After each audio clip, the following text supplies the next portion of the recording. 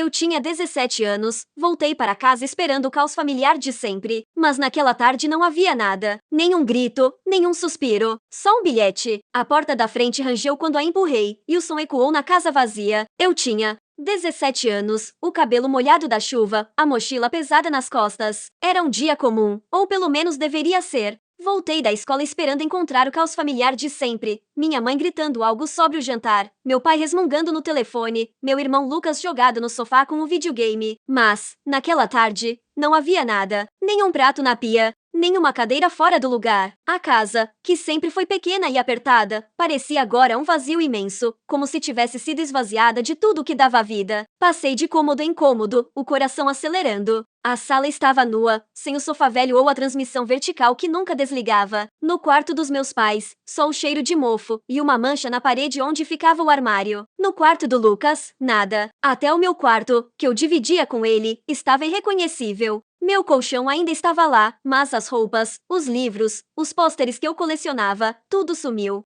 Foi quando vi o bilhete no balcão da cozinha. Um pedaço de papel rasgado, com a letra apressada da minha mãe. Você vai se virar. 4 palavras. Nada de explicação, nada de endereço, nada de adeus. Minha família tinha se mudado para outro estado, e eu não fazia parte do plano. Eu me sentei no chão, o bilhete na mão, tentando entender. Como assim? Se mudaram? Para onde? Por quê? Eu era a filha mais velha, sempre a responsável, a que levava bronca por tudo, mas também a que segurava as pontas. Eu fazia o café da manhã, ajudava Lucas com o dever de casa, limpava a casa quando minha mãe estava de mau humor. E agora, eles simplesmente foram embora. Liguei para o celular da minha mãe, desligado. Tentei o do meu pai, fora de serviço. O número do Lucas nem completava a chamada. Tentei os vizinhos, a escola, até a tia distante que mal falava com a gente. Ninguém sabia de nada. Ou, pior, ninguém queria me contar. Naquela noite, dormi no colchão velho, embrulhada numa coberta fina que encontrei no canto do quarto. Não chorei. Não sei por quê. Talvez porque o choque fosse grande demais, ou porque, no fundo, eu sempre soube que minha família não era como as outras. Meus pais nunca foram de demonstrar carinho. Minha mãe vivia reclamando que éramos um peso, que a vida dela seria mais fácil sem filhos. Meu pai era distante, sempre preso no trabalho ou nos próprios problemas. Lucas, meu irmão caçula, era o único que parecia me enxergar, mas ele tinha só 13 anos. O que ele podia fazer? Ainda assim, eu nunca imaginei que eles fossem capazes de algo assim, me deixar para trás, como se eu fosse um móvel velho que não valia a pena carregar. Os dias seguintes foram um borrão.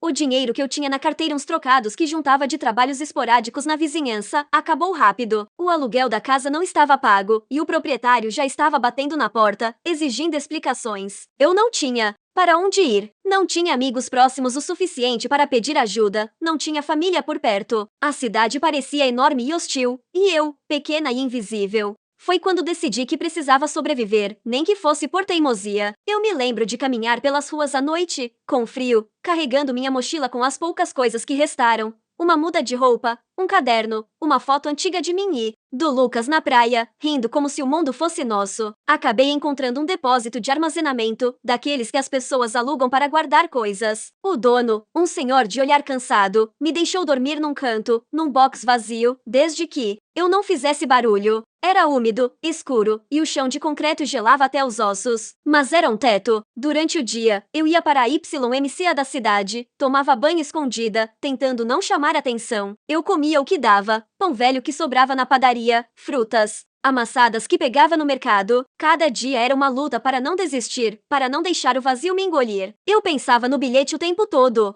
Você vai se virar. Era como se aquelas palavras tivessem se tornado um desafio, uma provocação. Eu não sabia como, mas eu ia provar que sim, eu ia me virar. Só que, naquela época, sobreviver era tudo que eu conseguia imaginar. O futuro parecia um buraco negro, e eu estava caindo sem parar. O frio do chão de concreto do depósito parecia subir pelos meus ossos, mas, depois de semanas dormindo ali, eu já nem notava tanto. Era como se meu corpo tivesse aprendido a ignorar o desconforto, porque minha cabeça estava ocupada demais com uma única ideia: sobreviver. Você vai se virar, o bilhete dizia, e aquelas palavras ecoavam como um mantra, às vezes como provocação, às vezes como promessa. Eu não sabia como, mas estava decidida a não deixar que o abandono me definisse. Eu era clara, e ia construir algo a partir das cinzas que minha família deixou para trás. Os primeiros meses foram os mais duros. Eu não tinha dinheiro, não tinha casa, não tinha ninguém. A cidade, que antes era só o pano de fundo da minha vida, agora parecia um labirinto cheio de portas fechadas. Mas eu comecei a procurar brechas. Na YMCA, onde eu tomava banho escondida, vi um anúncio no quadro de avisos. Um restaurante na esquina precisava de uma garçonete. Não exigiam experiência, só disposição. Eu não tinha currículo, nem roupas decentes, mas juntei coragem e fui. O gerente, um cara de meia idade chamado João, olhou para mim com desconfiança. Minha blusa estava amassada, meu cabelo preso num rabo de cavalo mal feito, mas eu sorri e disse que podia trabalhar duro. Ele me deu uma chance, talvez por pena, talvez porque precisava mesmo de alguém. Foi meu primeiro passo. O trabalho no restaurante era exaustivo. Eu chegava cedo para limpar as mesas, corria o dia todo levando pratos, anotando pedidos, lidando com clientes que reclamavam de tudo. O salário era baixo e as gorjetas, quando vinham, eram mínimas. Mas, pela primeira vez, eu tinha algo meu. Guardei cada centavo, comprando só o essencial. Um par de sapatos usados, um casaco para o frio, comida que não precisasse de fogão. À noite, voltava para o depósito, deitava no meu canto e fazia contas mentais. Quanto tempo até eu conseguir um lugar para morar? Quanto tempo até eu parar de sentir fome? O cansaço pesava, mas também me mantinha focada. Era como se cada prato servido, cada mesa limpa, fosse uma pequena vitória contra o bilhete. Depois de alguns meses, consegui alugar um quarto minúsculo num pensionato. Não era grande coisa, uma cama estreita, uma pia que vazava, uma janela que não fechava direito, mas era meu. Pela primeira vez em muito tempo, senti um fio de esperança. No restaurante, comecei a conversar com os clientes, a aprender com eles. Um deles, um homem que sempre pedia café preto e lia o jornal, trabalhava com marketing digital. Ele falava sobre sites, redes sociais, coisas que, para mim, pareciam de outro mundo. Mas eu escutava, perguntava, anotava tudo num caderno velho que carregava na mochila. Foi aí que descobri que eu podia aprender, que eu podia ser mais do que uma garçonete. Com o tempo, comecei a fazer pequenos trabalhos como freelancer. Peguei um curso online gratuito sobre marketing, usando o Wi-Fi de um café perto do pensionato. Dormia pouco, trabalhava muito, mas cada job concluído era uma conquista. Eu escrevia textos para blogs, gerenciava redes sociais para pequenas empresas, criava anúncios simples. Não era glamour, mas era um começo. Aos 20 anos, já tinha juntado o suficiente para sair do pensionato e alugar um apartamento pequeno, com uma mesa onde eu podia trabalhar. A solidão ainda estava lá, um vazio que aparecia nas noites mais quietas, mas eu estava construindo algo. Minha vida não era mais só sobre sobreviver, era sobre crescer. Aos 25, fundei minha própria consultoria de marketing digital. Não foi fácil. Eu não tinha contatos, não tinha diploma, não tinha ninguém para me orientar, mas tinha aprendido a ser resiliente. Conquistei meus primeiros clientes com propostas bem feitas, mostrando resultados concretos. Aos poucos, o boca a boca começou a funcionar. Minha empresa crescia, e eu comecei a contratar pessoas que, como eu, só precisavam de uma chance. Aos 29 anos, minha consultoria já faturava milhões. Eu tinha uma equipe, um escritório, uma vida que, anos antes, parecia impossível. Olhava pela janela do meu apartamento novo, com vista para a cidade, e pensava, eu me virei. Eu realmente me virei. Mas, mesmo com todo o sucesso, o passado não desaparecia. Às vezes, sonhava com a casa vazia, com o bilhete no balcão. Outras vezes, pensava no Lucas, meu irmão. Será que ele estava bem? Será que ele também sentia minha falta? Eu tentava não pensar nos meus pais, na raiva que ainda queimava no peito, mas o mundo tem um jeito estranho de trazer o passado de volta. E foi exatamente isso que aconteceu quando um podcast onde contei minha história viralizou. De repente, meu nome estava em todos os lugares e, com ele, vieram e-mails que eu nunca esperei receber. O sucesso tem um jeito engraçado de mudar as coisas. Aos 29 anos, minha vida era irreconhecível. Eu tinha construído uma consultoria de marketing digital do zero, com clientes em várias cidades, uma equipe que confiava em mim e um apartamento que, pela primeira vez, parecia um lar de verdade. Mas o sucesso também traz olhares. Quando um podcast onde contei minha história viralizou, meu nome começou a aparecer em blogs, redes sociais, até em matérias de jornais locais. As pessoas me parabenizavam na rua, me mandavam mensagens elogiando minha resiliência. Eu sorria, agradecia, mas, no fundo, sentia um vazio. A história que todos achavam inspiradora ainda doía. E então, como se o passado tivesse farejado meu momento de luz, ele voltou. Minha família, que havia me abandonado aos 17 anos, decidiu que era hora de reaparecer. O primeiro sinal veio num e-mail. Era da minha mãe, com o assunto: quero te ver. O texto era curto, frio, quase formal. Ela dizia que soube do meu sucesso, que estava orgulhosa, que queria conversar. Não havia uma palavra sobre o bilhete, sobre a casa vazia, sobre os anos de silêncio. Era como se ela tivesse pulado uma década inteira, como se nada tivesse acontecido. Fechei o laptop com força, o coração disparado. Orgulhosa, como ela ousava. Passei dias sem responder, mas o e-mail ficou na minha cabeça, como uma pedra no sapato. Eu queria ignorar, mas uma parte de mim, aquela adolescente de 17 anos, ainda queria respostas. Depois vieram as mensagens do Lucas, meu irmão. Ele me encontrou nas redes sociais, mandou um texto longo, cheio de pausas, como se estivesse escolhendo cada palavra com cuidado. Disse que tinha 23 anos agora, que estava casado, que tinha uma filha pequena. Disse que nunca quis me deixar para trás, que nossos pais o obrigaram a ir, que ele era só uma criança na época, manipulada, sem escolha. Ele terminava pedindo perdão, dizendo que queria me ver, que sentia minha falta. Aquelas palavras mexeram comigo de um jeito que eu não esperava. Lucas sempre foi meu ponto fraco, o garoto que dividia o quarto comigo, que ria das minhas piadas ruins, que me olhava como se eu fosse a pessoa mais importante do mundo. Mas, mesmo assim, eu não sabia se podia confiar. Não depois de tudo. Eu respondi ao Lucas, mas com cautela. Disse que estava feliz por ele, pela família que ele construiu, mas que precisava de tempo. Não prometi nada. Quanto à minha mãe, ignorei o e-mail, mas ela não desistiu. Mais mensagens vieram, cada uma um pouco mais insistente. Ela falava sobre reconciliação, sobre deixar o passado para trás. Meu pai também entrou na dança, enviando uma carta pelo correio, uma carta, como se fosse algo solene. Dizia que a família sentia minha falta, que eu deveria honrar os laços de sangue. Cada palavra parecia calculada, como se eles soubessem que eu tinha dinheiro, que eu tinha construído algo. Eu não conseguia afastar a sensação de que não era sobre amor, mas sobre interesse. Decidi estabelecer limites claros. Respondi a minha mãe por e-mail, dizendo que não estava pronta para uma reconciliação, que não queria contato próximo e que, acima de tudo, não ofereceria ajuda financeira. Fiz o mesmo com meu pai. Para o Lucas, fui mais suave, mas firme. Disse que talvez pudéssemos conversar um dia, mas que seria nos meus termos, no meu tempo. Eu achei que isso seria o fim, que eles entenderiam, mas eu estava errada. Minha mãe começou a mandar mensagens mais frequentes, algumas com tom de culpa, outras quase exigindo que eu fizesse minha parte pela família. Meu pai ligava de números diferentes, deixando recados que eu deletava sem ouvir. Era como se eles não aceitassem que eu tinha seguido em frente sem eles. Então, as coisas começaram a ficar estranhas. Um buquê de flores apareceu na portaria do meu prédio, sem remetente, mas com um cartão que dizia: "Você não pode fugir de nós." Eu sabia que era deles. Meu coração disparou, não de medo, mas de raiva. Como eles ousavam invadir minha vida assim? Eu tinha construído tudo sozinha, sem ajuda, sem ninguém. E agora, eles achavam que podiam simplesmente voltar, como se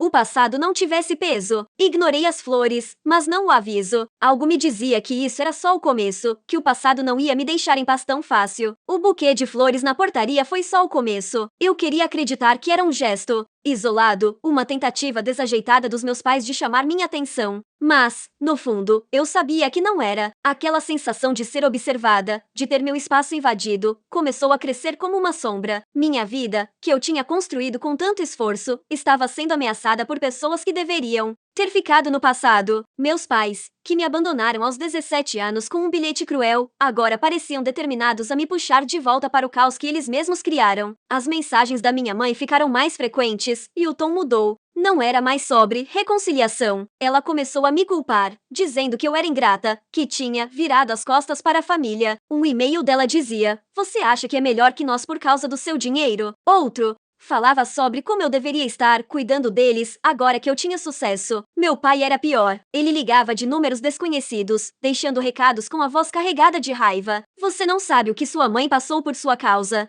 Ele disse uma vez: "Ela teve um infarto por sua culpa, Clara. Como você dorme à noite?" Eu não respondia, mas cada palavra era como um soco. Eles sabiam exatamente como me ferir, como usar a culpa para tentar me controlar. As coisas pioraram quando começaram a aparecer no meu prédio. Certa manhã, o porteiro me avisou que um casal estava na entrada, insistindo para subir. Era eles. Minha mãe, com um sorriso forçado, e meu pai, com o mesmo olhar duro que eu lembrava da infância. Eu disse ao porteiro para não deixá-los entrar, mas eles ficaram lá por horas, esperando. Quando finalmente foram embora, deixaram outro bilhete, dessa vez na caixa de correspondência: "Não vamos desistir de você." Era uma frase que deveria soar carinhosa, mas para mim era uma ameaça. Eu comecei a me sentir vigiada, como se, a qualquer momento, eles pudessem surgir de novo. Então, veio a invasão. Uma noite, recebi uma ligação do Lucas, meu irmão. Ele estava em pânico. Disse que nossos pais tinham aparecido na casa dele, exigindo saber onde eu estava, querendo que ele me convencesse a fazer as pazes. Eles gritaram com a esposa dele, Ana, e assustaram a filha deles, uma menininha de 2 anos. Lucas disse que tentou mandá-los embora, mas eles só foram depois de horas, deixando ele e Ana abalados. "Clara, eles estão fora de controle", ele me disse, a voz tremendo. Eu não sei o que fazer. Ouvir aquilo partiu meu coração. Lucas não merecia isso. Ele era tão vítima quanto eu naquela história toda. Eu sabia que precisava agir. Contratei um advogado e comecei a documentar tudo: os e-mails, os recados, os bilhetes, as visitas. Meu advogado sugeriu uma medida protetiva, e eu concordei. Não foi uma decisão fácil. Uma parte de mim ainda sentia aquele peso de família, como se eu estivesse traindo algo sagrado. Mas a outra parte, a que tinha sobrevivido sozinha por todos aqueles anos, sabia que eu precisava me proteger. Fui à polícia, preenchi os formulários, contei minha história. Cada detalhe que eu relatava: o abandono, o bilhete, as ameaças, parecia tirar um pedaço de mim, mas também me dava força. Eu não era mais a menina de 17 anos que eles deixaram para trás. O juiz concedeu a medida protetiva: 3 anos. Sem contato. Meus pais foram notificados, e por um tempo, as mensagens pararam, as ligações cessaram. O porteiro não viu mais ninguém estranho no prédio, mas eu não me sentia em paz. Era como se a calma fosse temporária, como a quietude antes de uma tempestade. E, de certa forma, eu estava certa, porque, mesmo com a medida protetiva, minha mãe encontrou uma brecha. Ela começou a mandar cartas, não para mim diretamente, mas para o escritório da minha empresa. Eram longas, cheias de palavras que oscilavam entre arrependimento e manipulação. "Você não entende o que passamos", ela escreveu numa delas. "Você nunca vai entender até ser mãe." Eu lia e jogava fora, mas cada carta reabria uma ferida. Enquanto isso, algo diferente estava acontecendo com Lucas. Ele começou a me ligar com mais frequência, não para falar dos nossos pais, mas para compartilhar pedaços da vida dele. Contava sobre Ana, sobre a filha deles, sobre os pequenos momentos que o faziam sorrir. Ele me perguntou se eu queria conhecer a sobrinha, e pela primeira vez em anos, senti uma pontada de esperança. Talvez nem tudo da minha família estivesse perdido. Talvez, com Lucas, eu pudesse construir algo novo. Mas, antes que eu pudesse decidir como seguir em frente, precisava lidar com as cicatrizes que meus pais ainda tentavam abrir. A medida protetiva trouxe um silêncio forçado, mas não a paz que eu esperava. As cartas da minha mãe continuavam chegando ao escritório, com palavras que tentavam cavar um espaço na minha cabeça, misturando culpa e promessas de mudança. Eu jogava todas fora, mas o peso delas permanecia. Era como se meus pais ainda tivessem um jeito de me alcançar, mesmo estando tão longe. Mas, no meio desse caos, algo novo começou a surgir. Lucas, meu irmão, estava tentando construir uma ponte entre nós, e, pela primeira vez em anos, eu comecei a considerar a possibilidade de deixar alguém do passado entrar na minha vida de novo. Não por obrigação, mas por escolha. A primeira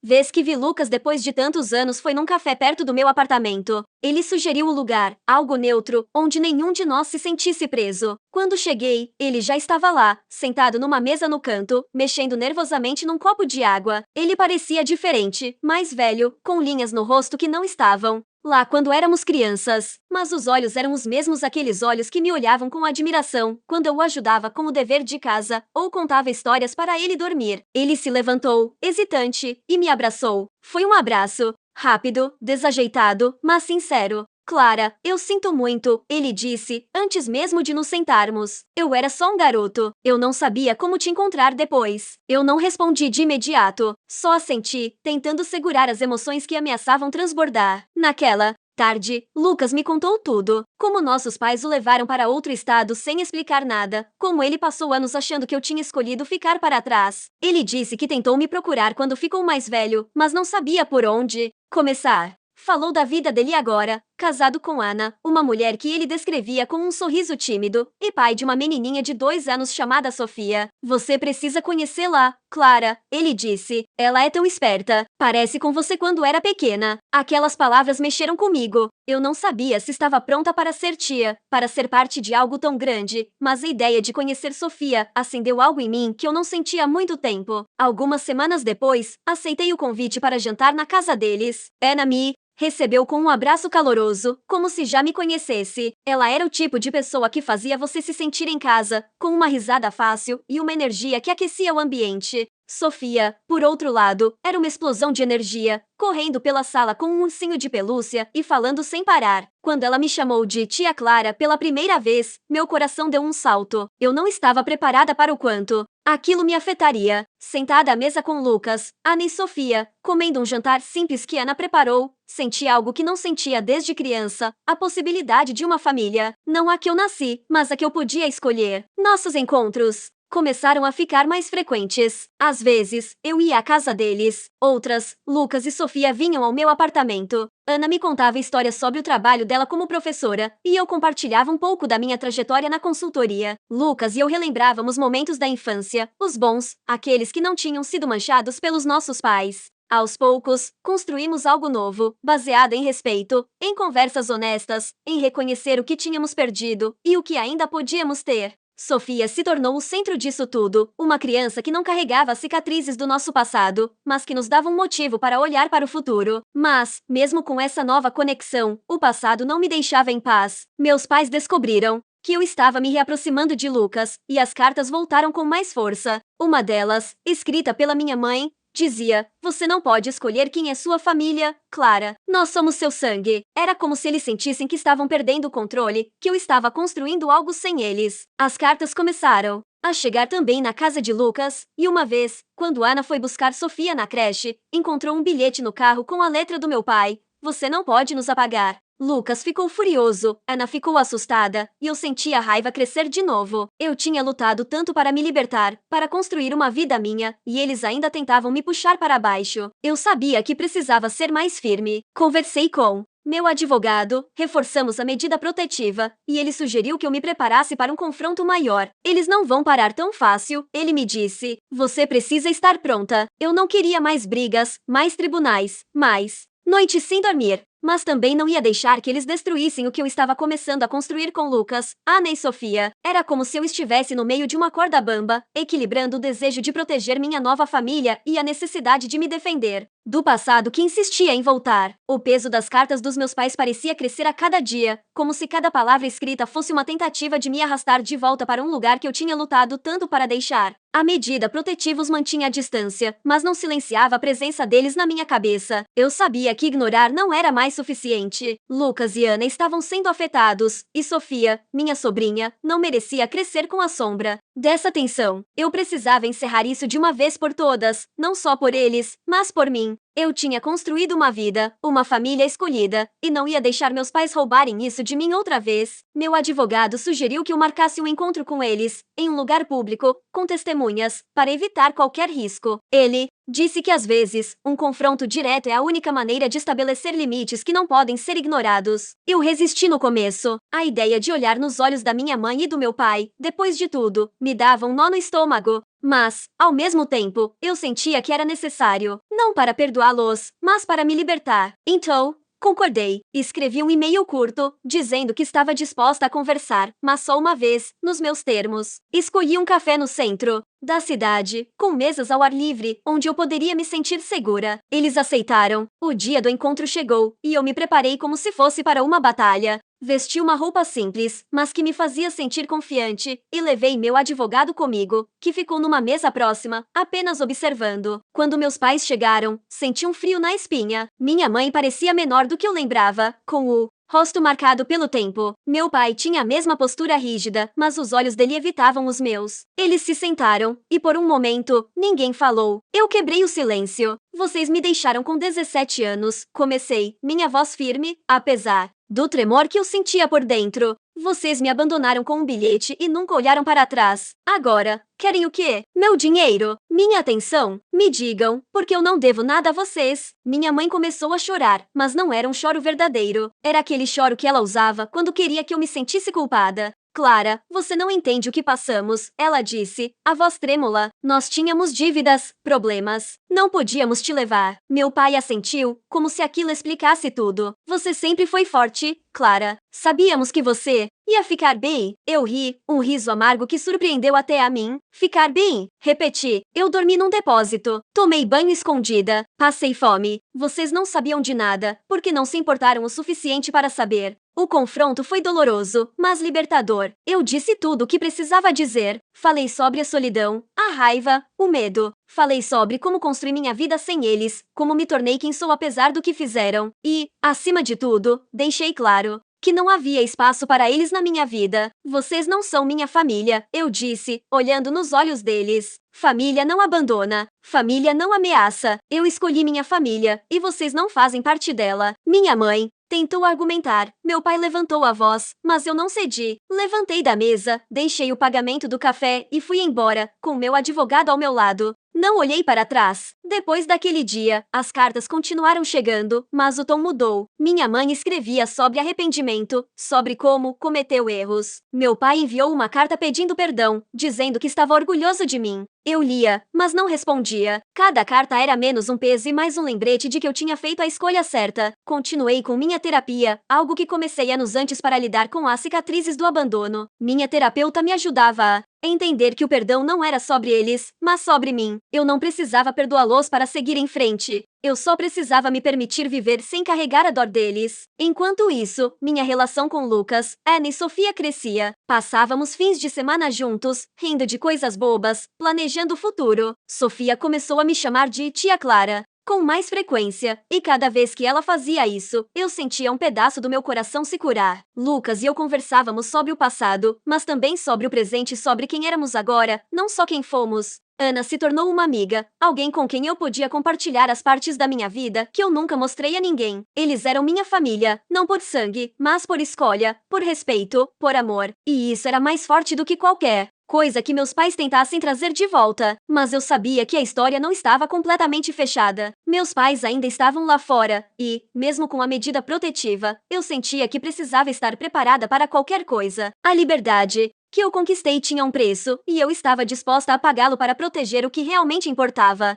A liberdade não vem de uma só vez, como um presente embrulhado. Ela chega aos poucos, em momentos pequenos que você só percebe quando olha para trás. Para mim, liberdade foi entender que eu não precisava carregar o peso do que meus pais fizeram. Foi escolher quem fazia parte da minha vida, não por obrigação, mas por vontade. Foi olhar para o futuro sem medo de que o passado pudesse me alcançar. Minha jornada não terminou naquele confronto no café, mas ali, naquele dia, eu senti que finalmente estava no controle. Eu era Clara, e tinha me virado não como o bilhete dizia, mas nos meus próprios termos. As cartas dos meus pais continuavam chegando, mas agora eram esporádicas, como ecos de um tempo que não me pertencia mais. Minha mãe escrevia sobre arrependimento. Meu pai falava de orgulho, mas eu não precisava mais daquelas palavras. Eu as lia, às vezes, por curiosidade, mas não deixava que me tocassem. Minha terapeuta me ajudou a entender que o perdão é uma escolha, não uma obrigação. Eu não precisava perdoar para seguir em frente. Eu só precisava me permitir ser livre. E, aos poucos, eu estava conseguindo. Cada sessão de terapia, cada conversa honesta comigo mesma, era um passo para fechar as feridas que o abandono deixou. Minha verdadeira família crescia ao meu lado. Lucas, Ana e Sofia se tornaram meu porto seguro. Passávamos fins de semana juntos, às vezes num piquenique no parque, às vezes assistindo desenhos no meu apartamento, enquanto Sofia espalhava brinquedos pelo chão. Lucas e eu falávamos sobre tudo, desde as memórias da infância até os planos para o futuro. Ele me contava sobre seu trabalho como designer gráfico, sobre como Ana o ajudava a equilibrar a vida de pai e marido. Ana, com seu jeito acolhedor, me incluía em tudo, como se eu sempre tivesse feito parte da vida deles. E Sofia era a luz. Ela corria para mim com os braços abertos, me chamando de Tia Clara, com uma alegria que apagava qualquer sombra do passado. Com eles, eu aprendi que família não é sobre sangue, É sobre quem escolhe estar ao seu lado, quem te levanta, quem te respeita. Minha consultoria continuava crescendo, mas eu já não trabalhava com a mesma urgência de antes. Eu tinha provado o que precisava para mim mesma. Agora, usava meu sucesso. Para ajudar outros, contratava pessoas que, como eu, só precisavam de uma chance. Dava palestras, compartilhava minha história, não para me vangloriar, mas para mostrar que é possível se reconstruir, mesmo quando tudo parece perdido. Cada vez que alguém vinha me agradecer, dizendo que minha história os inspirou, eu sentia que o vazio de anos atrás estava sendo preenchido, não por validação externa, mas por um propósito que eu mesma criei. Ainda havia dias difíceis. Às vezes, sonhava com a casa vazia, com o bilhete no balcão. Às vezes, me pegava imaginando o que teria sido se meus pais tivessem ficado, se tivessem me levado. Mas esses pensamentos não me seguravam mais. Eles passavam, como nuvens, e eu voltava a focar no que importava, a vida que eu construí, as pessoas que escolhi. Meus pais podiam continuar escrevendo, podiam continuar tentando, mas eles não tinham mais poder sobre mim. Eu tinha tomado esse poder de volta, e era meu. Hoje, quando olho para trás, vejo a menina de 17 anos, que dormiu num depósito, que lutou contra a fome e a solidão, que carregou a dor de ser deixada para trás. Essa menina ainda vive em mim. Mas agora ela não está sozinha. Ela tem Lucas, Ana, Sofia. Ela tem uma equipe que acredita nela, clientes que confiam no seu trabalho, uma vida que é dela. E, acima de tudo, ela tem a si mesma força que descobriu no meio do caos, a coragem que a levou de um bilhete cruel a uma vida cheia de sentido. Quero ouvir de vocês. Compartilhem nos comentários as suas histórias de superação, de reconstrução, de escolhas que mudaram suas vidas. E me contem de onde vocês estão assistindo. Não se esqueçam de curtir e se inscrever para acompanhar mais histórias como essa, porque, no final, o que importa é a verdade que construímos, juntos, com respeito, apoio e coragem.